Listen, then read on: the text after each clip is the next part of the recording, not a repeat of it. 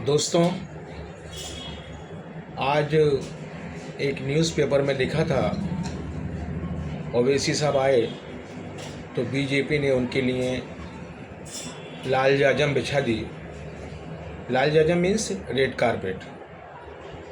तो मैं बताना चाहता हूं कि उनके इस्तकबाल के लिए बीजेपी ने नहीं बल्कि AIMIM के जो वर्कर्स थे उन लोगों ने ही रेड कारपेट बिछाया था। सवाल ये उठाया गया है कि बीजेपी ऑफिस के सामने ओवैसी साहब की पब्लिक मीटिंग की परमिशन कैसे मिली। तो मैं कहना चाहता हूँ वो जो रोड है वो बीजेपी का नहीं है, वो म्युनिसिपल कॉरपोरेशन का रोड है।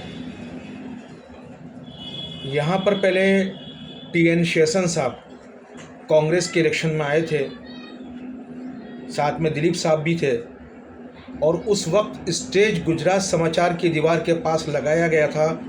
पूरा 4 रास्ता बंद कर दिया गया था और ये जो बीजेपी का ऑफिस है इसके सामने भी पब्लिक थी और दोनों साइड की फुटपाथ पे भी पब्लिक थी।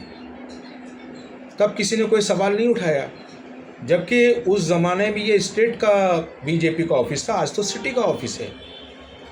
95 के आसपास रामविलास पासवान साहब भी आए थे और उनकी सभा भी वहीं हुई थी। फ़र्क इतना है कि स्टेज गुजरात समाचार के सामने लगा था, उसके पास लगा था, और पब्लिक बीजेपी ऑफिस के सामने थी। दरअसल ये लोगों को ना बीजेपी से प्रॉब्लम है ना आपसे प्रॉब्लम है, ये सिर्फ ओवैसी साहब को ही टारगेट करना चाहते हैं, क्योंकि ओवैसी साहब ही वो शख्स हैं जो मुस्लिम मसाइल पे खुलकर बोलते हैं। इसलिए मैं कहना चाहता हूँ, झूठी अफवाहें मत फैलाइए। आप देखिए कि एक भी ऑटो रिक्शा लाउड स्पीकर वाली हमारे शहर में नहीं घूमी, अनाउंस नहीं किया। सिर्फ सोशल मीडिया की ख़बर से ही इतनी बड़ी तादाद के अंदर लोग आए, और AIMIM के लोग ओवैसी साहब की मोहब्बत में, उनके फॉलोअर्स होने के नाते, उनके सपोर्टर्स होने के नाते पूरे गुजरात से आए थे। हमारे यहाँ किराए की भीड़ नहीं लाई जाती है।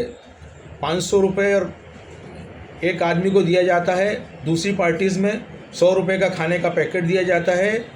वो कल्चर हमारे यहाँ नहीं है, समझ जाइए।